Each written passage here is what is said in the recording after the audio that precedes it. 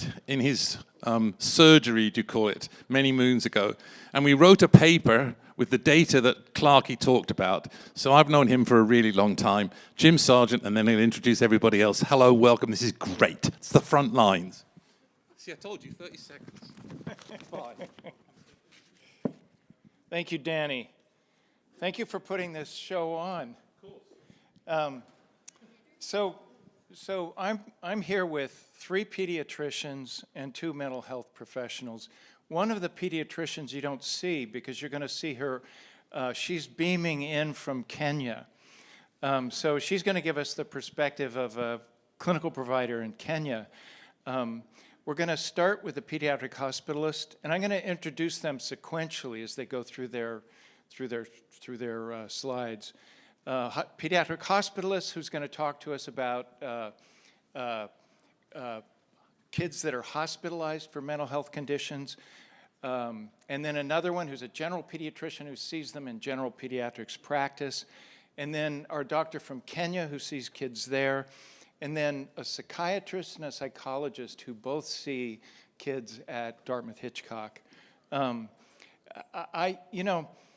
This has been a really interesting conference from my standpoint, but my colleagues, as I've talked to them about this issue, have had a little bit of a different perspective. And one of their perspectives that was really interesting to me is well, it's the kids, but it's also the parents. And I want to give you a little vignette that I think is an example of that. My wife and I like to go to art museums, and we were at the Museum of Fine Arts in Boston. Has anybody been there? So the Museum of Fine Arts, it's a great place. We always go see, we were there to see the Picasso exhibit. It was a couple of months ago. We always go to the restaurant afterwards, and we have something to eat in the restaurant. We're sitting eating in the restaurant, and there's this big kind of green icicle. It's a glass structure. It's made by Chihuly. And right next to us is a table, 2 parents and an adolescent girl who has her back to us. And the adolescent girl's cell phone is face down on the table. She's looking at the Chihuly. Both of her parents are buried in their cell phones. And, I had to comment on the situation. So I got up and I went over their table. I said, I have to comment on the situation. Here we are at an art museum, and your daughter is looking at the Chihuly, and you have your faces buried in your cell phones. And they gave me this sheepish look, but then I looked at the daughter, and she had this big grin on her face. So that's my example of the parents are part of the problem, too. So the first discussant is JoAnna Leyenaar. She's become a powerhouse of a researcher in the Department of Pediatrics and at Dartmouth Hitchcock generally. She's funded by PCORI and multiple National Institutes of Health groups. As a hospitalist, she has a clinical understanding of children admitted to hospital for mental health issues. And among her many research interests is her JoAnna publications on trends for pediatric mental health hospitalization.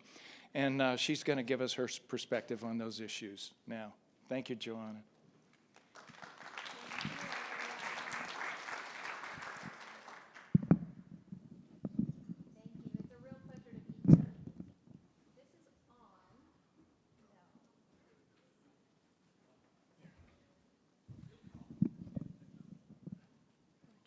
Take that one. Hello? Oh, yes. So as Jim just said, I work clinically as a pediatric hospitalist, meaning I look after children when they're admitted to hospital. And over the last decade, I noticed that the landscape of pediatric hospital admissions was really changing. Historically, we filled our beds with children with respiratory illnesses, with fevers, children requiring intensive care. And what I have seen over the last decade is more and more of our beds being filled with children and adolescents with mental health concerns, specifically following a suicide attempt. So because I do wear multiple hats, both work as a hospitalist and do research in my spare time, I went to a data set called the Kids Inpatient Database. This is an amazing data set. So if there's any students in the room who are looking for a project, I believe students can buy this data set for $50. It is released every 3 years and is nationally representative. There are weights included so that we can look at patterns of pediatric hospitalization at a national level. The kit includes acute care hospitals. What it does not include are dedicated psychiatric hospitals or rehabilitation facilities. So we're talking about the hospitals that are in all of our communities that typically have emergency rooms where children can go when they are unwell. What we saw, and I'm going to have you look first at the navy line, or the blue dots, the lower line. We saw that in 2009, 3.5% of all hospitalizations in kids, and here in the denominator, we've got those respiratory illnesses, we've got intensive care hospitalizations. 3.5% of all pediatric hospitalizations had a suicide or self-injury diagnosis. And over time, by 2019, that number had increased almost fourfold, such that 12.7% of all pediatric hospitalizations where children were there with an attempted suicide or self-injury diagnosis. So this really validated what I was seeing clinically. And then the top line on this graph shows the proportion of all mental health hospitalizations. So these are hospitalizations with a principal mental health condition. In 2009, just under 1/3 of those had a suicide or self-injury related diagnosis. By 2019, the number was almost 2/3. As I mentioned, this data is released every 3 years. Between 2019 and 2022, the world changed. So we were really eager to see what 2022 data looked like. It was just released in December. And in 2022, we saw that the numbers had increased further. Up to 14.4% of all pediatric hospitalizations had a suicide or self-injury diagnosis, and 68.9% of all mental health hospitalizations had a suicide or self-injury related diagnosis. We then, in our most recent analysis, looked at sex-based differences. This graph, you can read more about in this paper that was published earlier this year. I'll point first to the blue line at the top. We saw, for the first time since we began looking at this data in 2009, a decrease in the number of pediatric mental health hospitalizations in 2022. This is not what we had expected to see.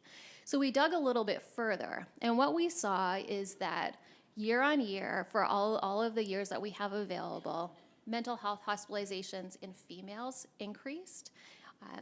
But in 2022, for the first time, we see a decline in mental health hospitalizations in males, such that overall, females accounted for 2/3 of pediatric mental health-related hospitalizations.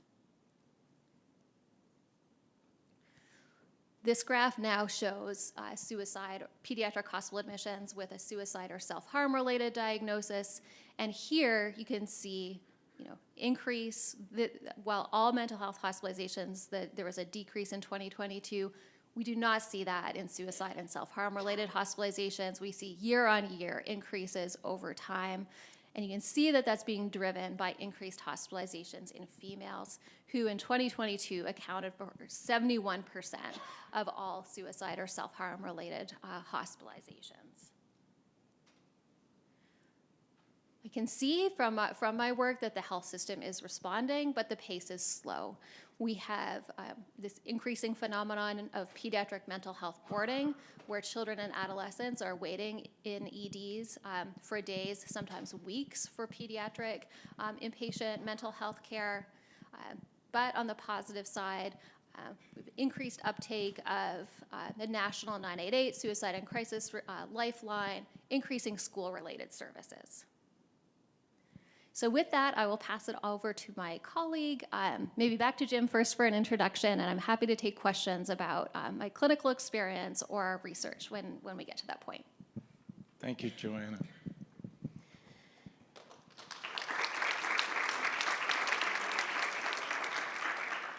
My close colleague, Susanne Tanski, has a lot of titles.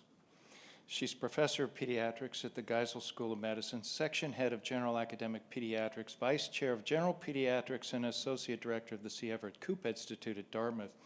She came to Dartmouth in 2005, and we spent a couple of decades working together to study the effects of traditional media and marketing on adolescent risk behaviors. Susanne also has expertise in tobacco prevention and cessation and improving mental health of the young. She's a consummate clinician, first person I call when someone asks me about illness in one of their grandchildren. Thanks, Jim. That's very kind. First, I just want to say thank you to Danny and the UNDP for the opportunity to have our voice as pediatricians and providers on the front line, and thank you very much. And to also President Bilak, this is pretty great, and I really appreciate that all of you are still here. It's been a really busy 2.5 days so far, and for you guys sticking in with us as an audience, thank you very, very much. And I'm going to say a premature thanks to my friend Njeri, who's going to be zooming into us in a moment from Nairobi and to tell us the experience in her middle-income country, which is so critical as we talk about this and worldwide impacts. My reflections are really, I'm going to tell about some stories, and my stories are reflecting on my 27 years, yes, getting old, of working as a pediatric specialist, and my 20-year arc of being here at Dartmouth. I think that it's a unique position because I've been able to see the same place for 20 full years, and so I've really been able to observe changes over time that things are changing, as JoAnna was remarking on. Really, we have a lot of concerns with our mental health of our kids, and again, I'm going to tell you some stories. But I will say that my stories are just stories. We are the keepers and protectors of our patients' stories. Everything is anonymized, and some things I'm mixing together so that you would never be able to imagine who these individuals are. But that's an important and special place that people trust us with their stories. As such, my experiences are not generalizable. This is not necessarily what you'd see in Florida or California or Arizona or Montana, but it is a couple of my own stories. So as Dr. Leyenaar said, our kids seem to be having a lot more distress than they did in the past. And what we see is the tip of a much larger iceberg. The kids we see and the kids who disclose that they're struggling are not all the kids who are struggling. There's lots of kids who sit in silence. They're the kids in the back of the classroom who just are quiet and they are internalizing. And I will say the kids who internalize scare me a whole lot more than the kids who externalize and word vomit and tell me all the things that are going on. I can work with that, and I'm happy with that. But as Jim was saying, I really want to emphasize the plight of parents. Our parents right now of our kids are generally late Gen Xers, millennials, and Gen Zers, and so they're digital natives. And so they have grown up with a 24-hour news cycle. They're never far from news, and as mentioned was yesterday, like every 30 seconds or 3 minutes there's another headline, and it's never good news. And so we've been bombarded with messages of murder, mayhem, and things that make us scared, and that's what sells. That's what drives clicks, and that's the human fracking we heard about yesterday. They're interested in our attention, and unfortunately, the attention is coming to things that are scary. And that has translated to how we parent. Our kids are not, we don't trust them, we don't feel it's safe for them to climb to the top of the swing set anymore, or to climb down the slide, or go up the slide backwards, because it's not safe, because we've been imbued with this idea that the world is somehow scary. When I was a kid, I walked all the way to elementary school, all the way up my whole street, up a dark pathway, and now the kids on that same street get picked up in front of their house. So there's been a cultural shift in the risks we allow our kids to take, and as we talked about yesterday, that probably has had a substantial impact on how our kids are growing up and how parenting is. Danny also shared an anecdote yesterday that is my story, and I'm just going to go back to it a little bit. He talked about the mom being worried about her baby choking, and I'm just going to put some context in that because it is part of the social media driving our parents. Our parents want to do this right. We all want to do this right as parents. We don't want to mess up our kids. When our kids are born and they hand them to us in the hospital, or we adopt them, or we come with our kids, we just don't want to screw up. This is important. We want to do a better job for our kids than our parents did for us. And so there's all these pressures. There's pressures about cry it out versus teaching your kid how to sleep through the night. There's people who baby wear, there's people who want to gentle parent, and all of these things have communities where you learn the right way to do things, and there's pressure with that. So the anecdote that I shared with Danny is about baby-led weaning, and it's this relatively newer thing where you give your 6-month-old a tray of food, and they pick up what they want and they shove it in their mouth. And this is the opposite of what I learned and what my speech-language pathologist told us how to do, because you start with purees. It's easy, you move it, you learn how to lateralize with your tongue. There's all sorts of cool development. But with baby-led weaning, you give your kid a chunk of a bagel, they put it in their mouth, they gnaw on it, and they get off a piece of it. So this mom really wanted to do it right. And she was using this baby-led weaning thing, but every time she fed the baby, she was getting increasingly anxious because the baby would sometimes gag. And it really freaked her out. But she didn't want to do it wrong and take away her baby's independence of being able to feed themselves. So I said, if it's really stressing you out that your baby's gagging, which is the right thing, we want your baby to gag. Choking is different. If you don't hear any sound, that's a bad thing. But if your baby's gagging on stuff, it's working in the right way. But she really needed some permission to, this is stressing you out. It's not worth it. You can feed your baby with a spoon. It's okay. And that palpable sense of relief that you're not going to screw up by feeding your baby the way other people have been feeding their babies for a while. So this is all okay. But it's just an example of the stress that our parents are going through as they're trying to navigate parenting in a highly information age. Okay, so I actually made notes here so I would remember all my topics. So the other thing that is happening in our families is that there's a lot of stress in our families. There's job loss, there's financial insecurity, there's food insecurity, there's climate change, there's that news cycle we're talking about, and family divorce, illness, etc. And parents feel like they're protecting their kids. Like, oh, my daughter has no idea that her dad and I are probably going to separate, but the kids know. They're barometers. They feel what's happening in the family. And so I'll have parents who say, my kid's not sleeping very well. And my first question is anything going on at home? Is it like, can you tell me a little bit more about that? Because a lot of times it's the family context that is really reflecting the behaviors in the kids. And so it's just really important for us to acknowledge that what's going on in the family, our kids really do know about. So what we're seeing in practice is really little kids who are actually demonstrating signs of distress. And I'm going to show, I promised I wasn't going to do slides, and I lied to my partners here. We ask parents on screeners what they're worried about, and this is really normal. So when kids are learning how to talk, parents have a lot of questions. Is my kid talking the right way?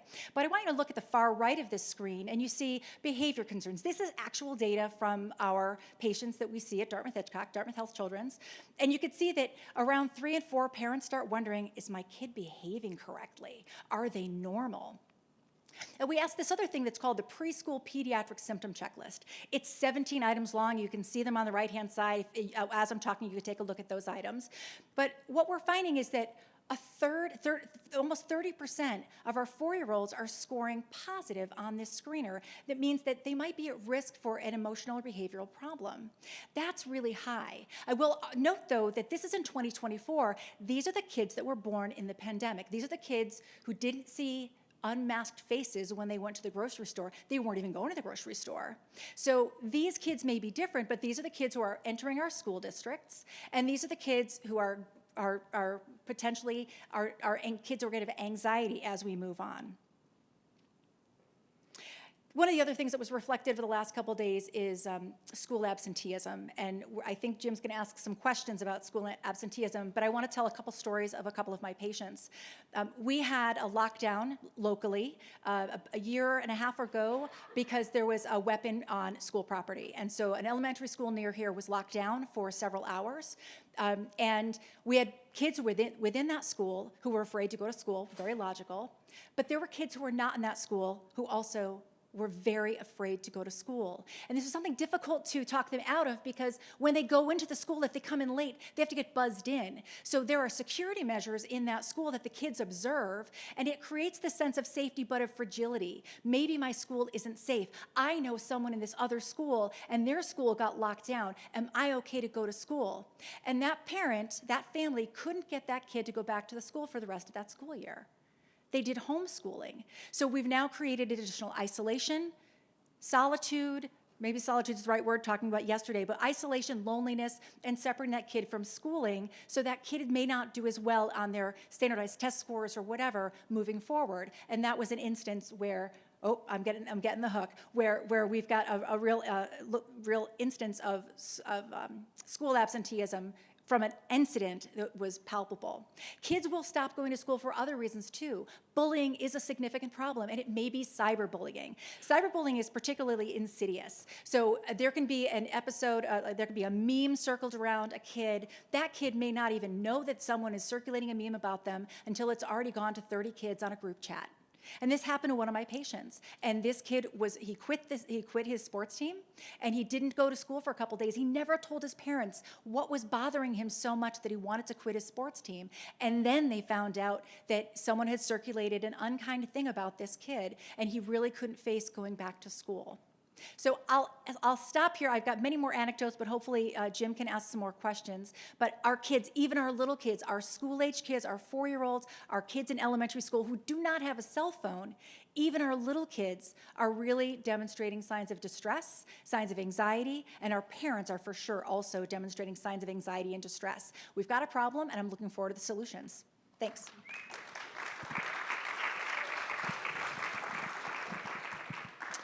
Our next speaker is going to be on Zoom. So could you get Njeri up on the... I want to note the good use of social media, advertising.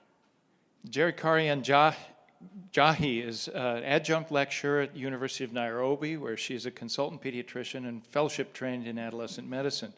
Dr. Karianjahi serves at Gertrude's Children's Hospital in Nairobi, pediatric multi-specialty tertiary care hospital that treats children from birth to 21 years in Kenya, East and Central Africa. She is also a board member of the Kenya Pediatrics Association and current chair of the Tobacco Control and Cessation Committee. Njeri?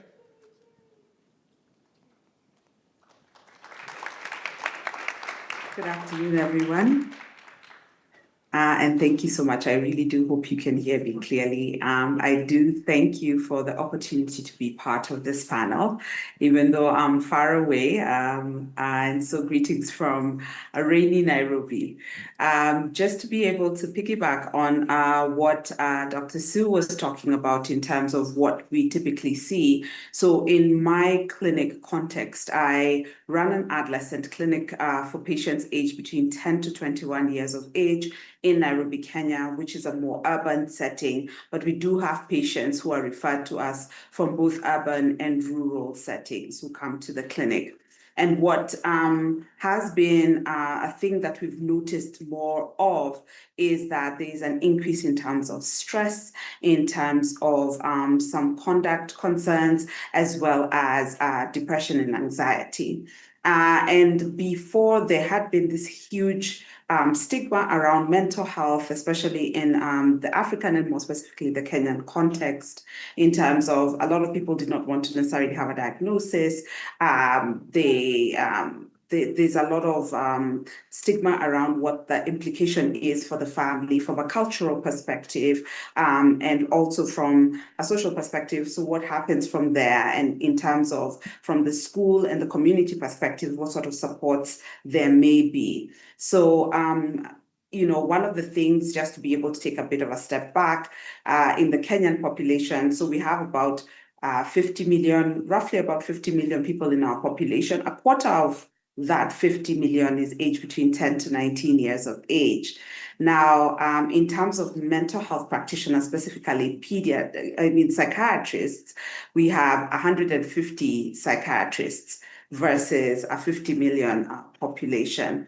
And then we think about the psychologists and registered are about, I think I saw a number of about 5,000. So when you think about it across Kenya, you end up having this huge need, because now on the one hand, the young people are on social media, they're on online platforms that give them all this information and give them language. And some even come into the clinic and, tell you, Dr. Njeri, I think I am depressed. I think I'm struggling with anxiety based on a test I took online that told me XYZ, and I just want a confirmation. And being able to provide care and link them appropriately with a mental health practitioner. And so, so there's been that growth in terms of knowledge and insight. But then on the flip side, there's the mental health practitioner arm is quite overwhelmed. And so we're having to think around what it is that we're going to do about that. The other thing, just as Dr. Sue aptly put it, that one of the things when we think about the drivers of stress and some of the cases of depression and anxiety, we are actually seeing a lot more in terms of the shift in family structure that is impacting some of these diagnoses. When you sit down and really interrogate our, as we said on the panel, our barometers, our in-house barometers, when we interrogate it further and you realize that there is a shift in terms of structure from the more nuclear setting to either single parent homes or blended families or intergenerational homes where grandparents are now taking care of adolescents. And so we have a Kenyanism, which is called, we don't have a Mwakenya. So a Mwakenya is a cheat sheet. And usually a lot of parents then come in and say, nobody taught us how to be ready, how to take care of an adolescent in a blended family. Nobody prepared us in a single family setting, or as a grandparent, I did not anticipate to be having to take care and navigate taking care of a 15, 16-year-old. And so what we have found over time is that being able to go into schools, being able to speak to teachers, speak to parents, and also being able to have sessions with adolescents have gone a long way in terms of being able to unmask and uncover this distress. But then in addition to that, give them the right language, being able to give them pathways that they can be able to follow, and also in addition to that, reduce the stigma around mental health and the mental health concerns that do come up. When we think about things like social media and online platforms that I'd mentioned earlier, we had been mentioning in a separate conversation that, like in Kenya, the penetration of mobile data and broadband is quite significant. We have, remember I mentioned a population of about 50 million people, but there are like 70 million subscribers to mobile data in our country. And so, and when you think about about 15 million people from the Kenyan population who are part of platforms like TikTok, like these are places that a lot of people are getting into. But what I have found, interestingly enough, is that when we think about the distress that we're seeing and the depression and the anxiety, it's not so much caused by social media as it is caused by family, the shift in family structure and academic stress that does come up during the school year and is a big part for a lot of Kenyans in terms of what it is you're going to be able to do in the future. And there's that heavy emphasis in terms of academic excellence. And so that is what I have been seeing more and more of in my context. So I'll take it back to you, Jim. Thank you so much.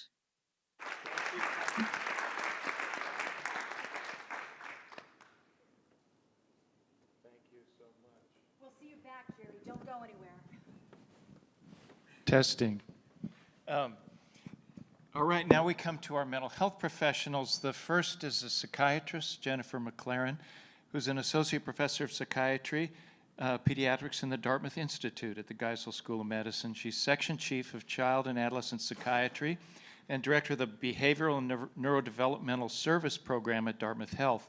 Dr. McLaren's also medical director for the Bureau of Developmental Services in New Hampshire and is distinguished fellow of the American Academy of Child and Adolescent Psychiatry. Jennifer's a key member of the team with Dr. Tanski working on mental health in the primary care setting.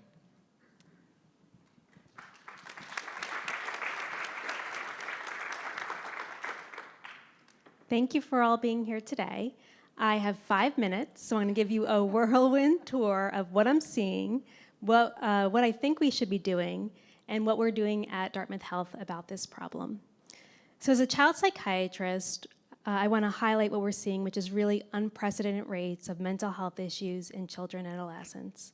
That's really at Dartmouth Health, and as we've heard, it's globally. I'm going to share with you a story of a 14-year-old girl named Anne, whose identity has been changed, but she really represents so many of our patients. So Anne was a bright, quiet girl who really excelled academically and loved soccer. She was raised by her single mother after her parents' separation, and Anne was always a bit anxious, but it really never interfered with her life until she hit middle school, and then it really got worse in high school. Her anxiety really grew among rising academic pressures, financial stress at home, and her mother's own mental health issues with depression and anxiety. Anne often felt alone even when she was at home because her mom was often on her cell phone even when they were in the same room and at dinner time. So Anne also spent a lot of time at home on her own cell phone. So time spent on social media really exposed her to misinformation and unrealistic comparisons with other kids and other influencers, which really worsened her distress. She also endured bullying, making her feel really isolated and worthless. After struggling for over 2 years and facing stigma initially in terms of her mom really not wanting to access mental health care for her, and then accessing sort of mental health care that really wasn't helpful and presented to care at Dartmouth Health. She finally came to us, and by that time she was helpless, hopeless, severely anxious, depressed, and experiencing suicidal thoughts. I think early intervention really could have eased much of her suffering, but with evidence-based treatment, including medication, cognitive behavioral therapy, and parental support, we saw Anne's mental health improved. Her mother also received mental health care, and their financial situation stabilized, and they built a stronger support network. Today, Anne is thriving, both academically and on the soccer field. And I think Anne's story, and why I told it to you, it reflects really many of the patients and many of the themes that we're seeing daily. We're seeing suicidal ideation, social media impacts, academic pressure, socioeconomic challenges, loneliness, bullying, stigma, and the ongoing effects of trauma and adverse childhood experiences. I think we really are at a critical moment. It's a surge in the youth mental health issues really demand our collective action. And what we do now will really shape an entire generation. I think Anne's experience really reveals how targeted strategies can transform the youth mental health crisis. And these are many things that we heard yesterday from the Surgeon General. Nothing up there should look new if you heard the Surgeon General's talk yesterday. We need to expand access to mental health care. We need to integrate mental health services into schools, into primary care in really culturally sensitive ways, ensuring early identification and intervention. We need to promote resilience and protective environments. We need to encourage family engagement, peer support programs, and community-based interventions to really foster community and connection. We certainly need to address social determinants of health. We need to combat poverty, inequality, and discrimination that really underlies many of the mental health challenges that we're seeing. We need to leverage technology wisely. It is not going away. We need to use digital platforms to deliver accurate information and remote support, while also mitigating risks associated with social media overuse. We need global collaboration. We need to share best practices, fund research, coordinate policies to ensure a unified response. And we certainly need to destigmatize mental health. We need to promote mental health literacy among youth, parents, educators, and policymakers to really create open environments. We know that traditional models of mental health care have not, and really certainly will not, meet the high demand for mental health services. It took Anne a long time, right? It took her about 2 years to get those services. And it's become increasingly clear that we need alternative models of care. Integrating behavioral health into primary care really is the key to improve access and outcomes. At Dartmouth Health, we have a population health approach that allows mental health providers to see more patients in primary care, enabling early access and identification to treatment. Like Anne's anxiety and family-related stressors could have been treated much earlier at a well-child check. A major barrier in Anne's care and the care of many is receiving evidence-based interventions. Anne received ineffective treatment early, and that could be really discouraging in pursuing mental health care. We need to expand the workforce in evidence-based mental health treatments. At DH, we've been training pediatricians, primary care providers, and community clinicians in evidence-based mental health approaches. For Anne, earlier consultation with child psychiatrists could have been really helpful. We've established a provider-to-provider access line to offer timely access to child psychiatry guidance. However, we need the government to fully fund these programs. Anne and her mother lacked the village of support, which is really essential in raising a child, right? It truly takes a village. Families need help building these villages with natural supports. And many families just simply don't have those natural supports, so they may need help. We need to include lay health workers, peer mentors, community navigators, to extend mental health care beyond clinics. Dartmouth Health, the Department of New Hampshire's Health and Human Services, and the Community College System of New Hampshire has really started a program to build a certified peer support specialist to address mental health issues. That's only a small part in my 5 minutes of what we're doing. Anne's story really should remind us the importance of hearing directly from young people and their caregivers directly about their experiences. Their lived experiences should inform us, it should inform policy, it should inform research, and it should help us build community and work together. The child and adolescent years should be a time of growth, exploration, joy, and connectedness. It should not be crippling anxiety, depression, and suicidal thoughts. We can transform outcomes for Anne together, and we can change the lives of millions of children. Thank you.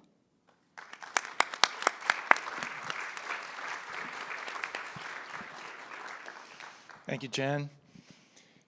Kay Jankowski is Associate Professor at the Geisel School of Medicine at Dartmouth and lead psychologist in the Department of Psychiatry at Dartmouth Health. She's focused her career on trying to improve the lives of at-risk and trauma-affected youth and families through developing and evaluating innovative interventions for youth and caregivers, as well as providing direct clinical care. Thank you, everybody, and I'm so happy to be here. So my colleagues have already touched on a lot of things, so I'm going to try not to be redundant here and just make a few points and then also introduce you to a learning platform that we've developed at Dartmouth, particularly for caregivers. We've been talking a lot about caregivers, and so I just want to kind of give you an example of one of the things that we've been doing. But first, so we all were asked to present today because we work on the quote front lines. So we just want to give you a little bit of a sense of kind of what we see. And I am within the Department of Psychiatry, but I think this is certainly true. My pediatric colleagues see this as well. But and you've heard this now a number of times, but basically we just see this high demand for services. We have long wait lists. And we're in the middle of a workforce shortage, and mental health care is extremely expensive, right? So we have limited access, it's not often affordable, we don't have good, what we call continuum of care, right? So we have some outpatient services and inpatient hospitalizations, but there's a lot in between as well that we really do not have, particularly in our region of the country. This does vary depending on where in the country. Okay, and then the other factor is we see an erosion of kind of community-based supports for our kids, which we know is extremely important for our youth. And in particular schools, and schools particularly that are in lower socioeconomic environments, they are extremely stressed and spread extremely thin. And that's a problem for a number of reasons, right? One is that our kids are spending a lot of time in these places, and they're not actually very hearty and healthy at this moment. Not because there aren't good people working in these schools, but the infrastructure really has been taxed, and they're not funded in the way that they really need to be. And it's also a problem because schools are major protective factors for youth, right? So if you talk to youth about their, if they've struggled and they talk about who was important in their lives, many of those youth are gonna actually identify teachers, counselors, school administrators, right? So if we have a stressed school system, those school folk are not going to be able to protect our kids in the way that we really need them to. Third, what we see is this kind of redefinition of what we mean by mental health and trauma. So what I would say is that the bounds of mental health are changing. So the younger generation is more insistent on paying attention to the burden of symptoms that they're living with. And this is somewhat different from those of us who are professionals in the mental health world. So a lot of us focus on psychiatric diagnoses and thinking about things from a more medical model. As Sandro Galea, who's a psychiatric epidemiologist, he quotes that the world is pushing against the bounds of what the burden of mental health is. So kids are now coming to us and talking about their symptoms. And that gets to my last point here, is the increased number of youth that are self-diagnosing.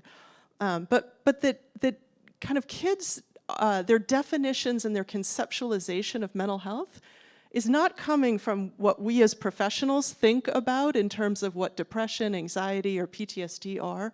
They're seeing, famous people. They're seeing Simone Biles and Michael Phelps, and they are listening to first-person accounts on TikTok about people's symptoms. And I'm not passing judgment. I don't think that's necessarily a good thing or a bad thing. It is just part of, I think, the changing landscape as mental health professionals of young people about what we're seeing and how we can talk with them and meet their needs, and that is a changing landscape.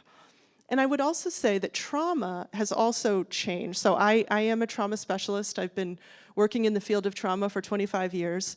And what I would say is that trauma is in our lexicon like never before, right? So that it used to be, we've always known about trauma. Trauma is not new in any way, but the ubiquity of trauma and the way people talk about trauma, particularly young people, has really changed. And again, no judgment here. Like that's I think the lens of sort of what, or the scope of what is considered traumatic has really expanded.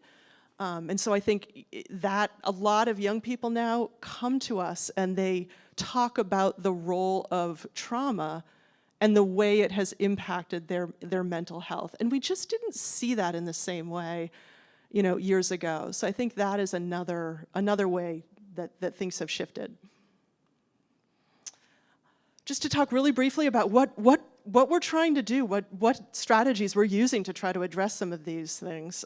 So like Dr. McLaren talked about in terms of embedding mental health services in primary care, we also are doing a little bit what we can of embedding mental health services into schools. I wish that we could do a lot more of that.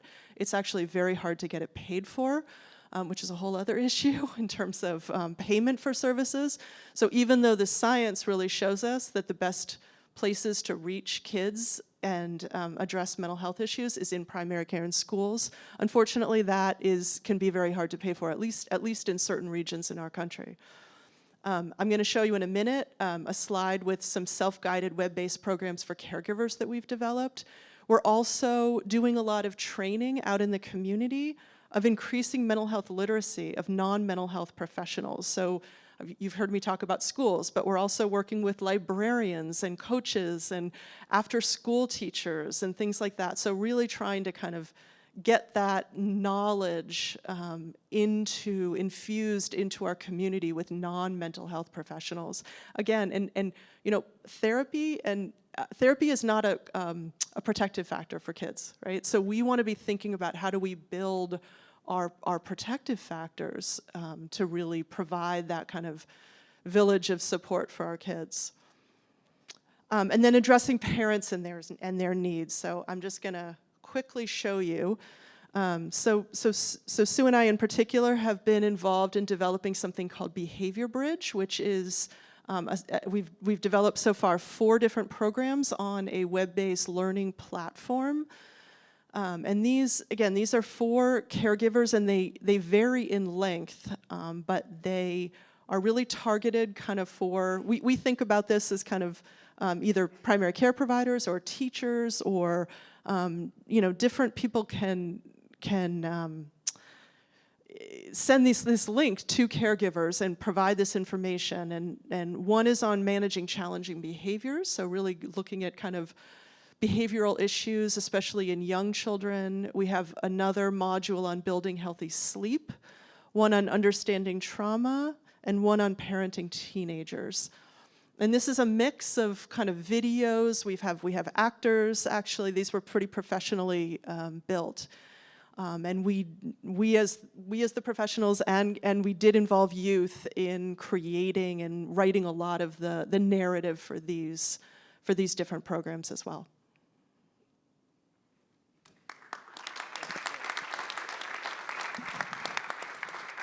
So now, can you bring our colleague from Kenya back up?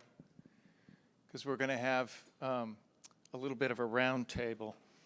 And I think I want to start with a little bit of a discussion about parents, because that's something that's come up over and over.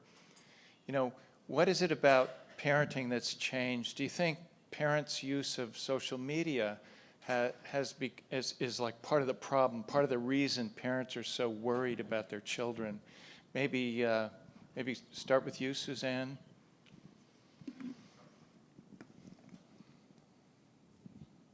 Is it on? Hello? Oh, good. Okay.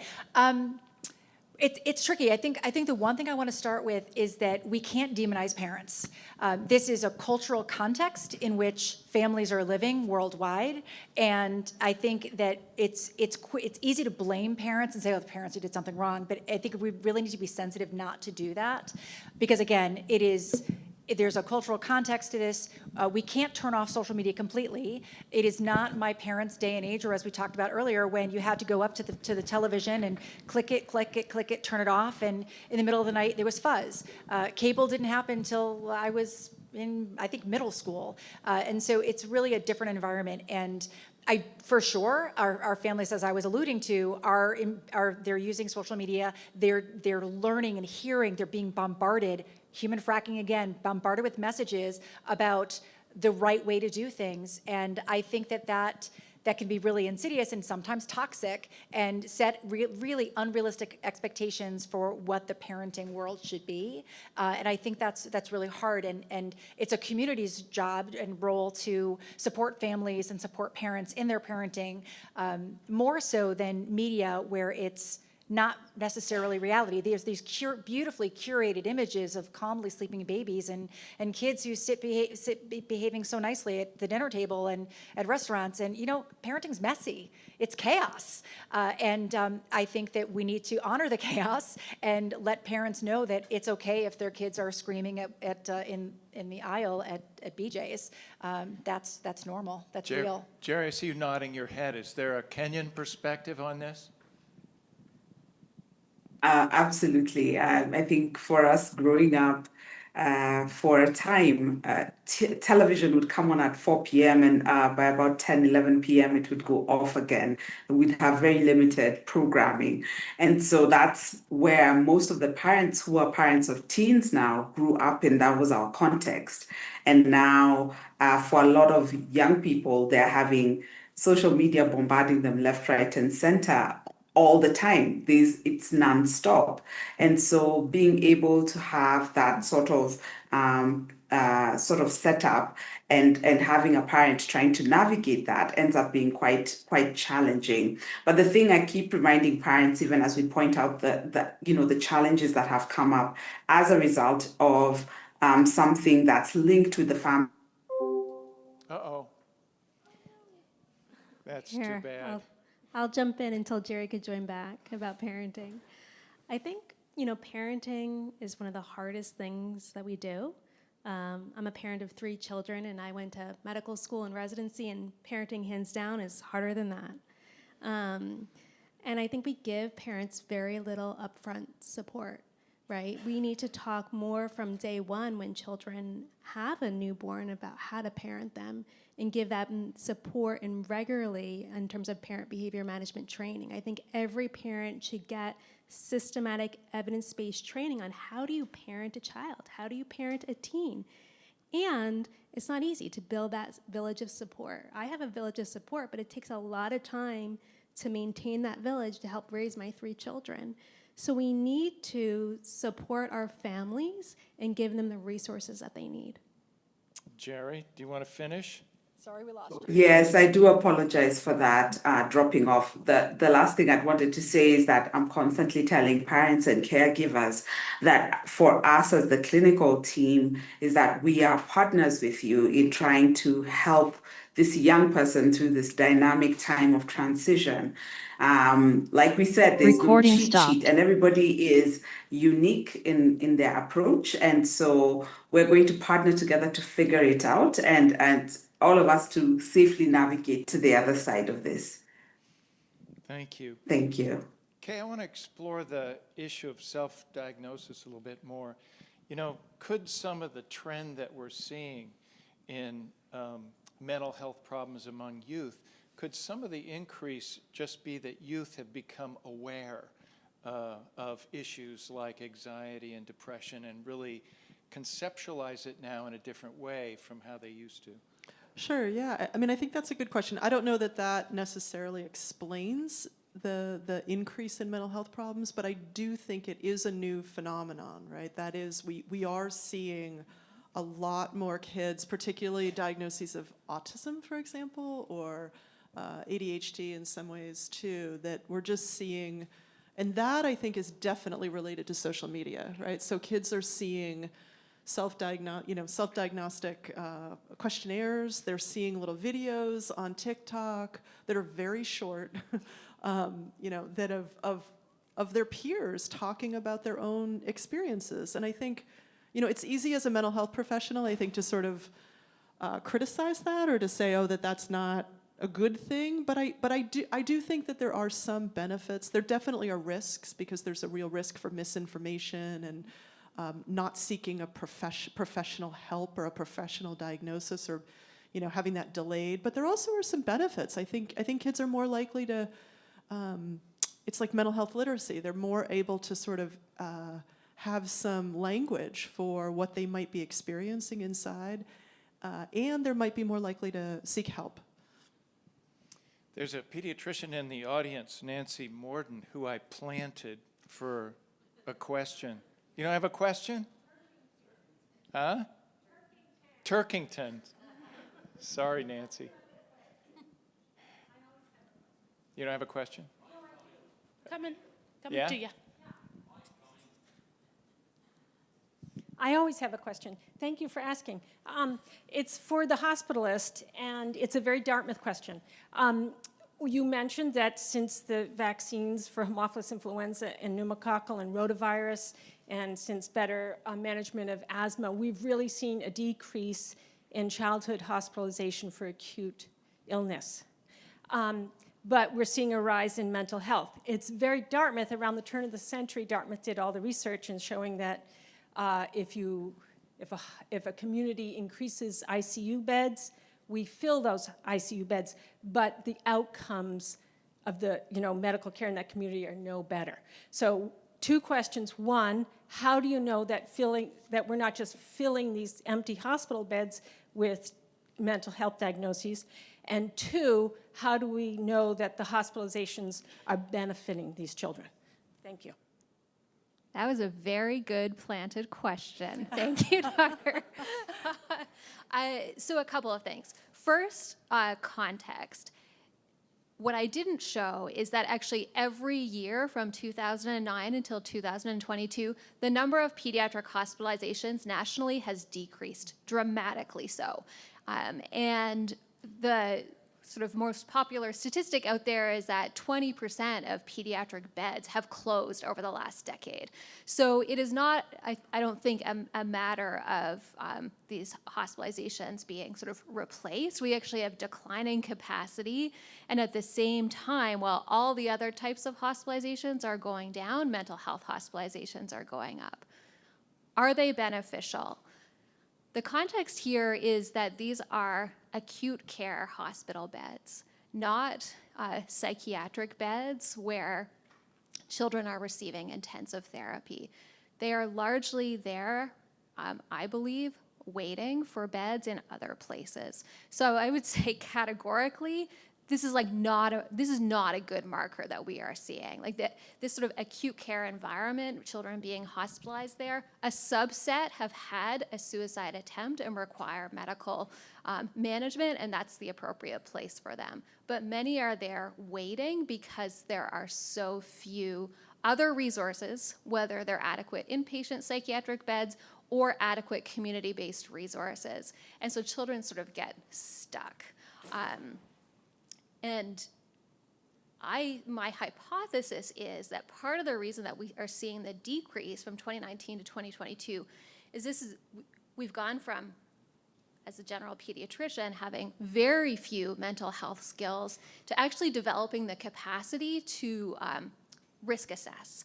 And we are more comfortable now, and have to give kudos to my emergency medicine colleagues. They are on the front lines of making those decisions. Do we have to admit this child, or are they safe to go home? And spending the time making that assessment and sending them home. So I think that is what I hypothesize is sort of driving the decrease between 2019 and 2022.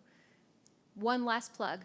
We did do an analysis that showed at the time of COVID, we saw a dramatic increase in pediatric hospital admissions for mental health conditions. And I think that was the classic TDI effect, that the respiratory admissions went way down, mental health admissions went up because we wanted all the kids out of the emergency department in case there was a surge of respiratory admissions. I do not think that has persisted, and I don't think that's what we're seeing now. Thank you. Thank you. That was a great answer. We have 1 minute left, and I want to leave you with an analogy. You've heard about nothing but social media and cell phones, and now you've heard from a bunch of mental health professionals and pediatricians, and just about everything besides cell phones. And so how do we square that? It seems like there's almost two realities. Well, when I first started doing research, I did research in childhood lead poisoning. And there were two main sources for children. One was a really concentrated point source. It was lead in paint. And when the lead in paint in their houses deteriorated and they crawled around, put their hands in their mouth, they got a really high dose of lead. But there was another point source that affected the entire population, and in fact, it was the entire world, and that was lead in gasoline. When lead was put into the gasoline supply in the 1940s, the lead in Greenland ice, the rain that was falling on Greenland went up, the lead that was landing in the Mississippi River and ending up in Mississippi River sediment went up, the lead on street corners in urban areas went up dramatically, and the population level of lead, the mean level of lead went up quite a bit. And it was the kids that came to clinical attention were the kids that, in addition to that increase in mean, had a point source of lead in their houses that made their lead poisoning clinically apparent. And I think that's kind of what you're seeing today with the advent of cell phone technology. You've got a technology that's in the entire population is getting exposed to that technology, and it's raising the mean level of anxiety and depression and kind of mental health distress by quite a bit, but it's not raising it enough to make many people clinically apparent. What you need to become clinically apparent is something else that's going on. Problems with your family. Maybe you're a person that's really sensitive to the social media stuff. So you need an extra couple of risk factors to become somebody that gets you above the water level of the iceberg, up into the area where you become clinically apparent. And when you become clinically apparent, all these things are together what mental health professionals and pediatricians have to face with the kids that have clinically apparent symptoms. So I'll just leave you with that, and thanks very much for listening to it. Good job. Thank you, everybody. That was super. Thank you so much. Brilliant. Thank you. Oops. Yeah, we're good here.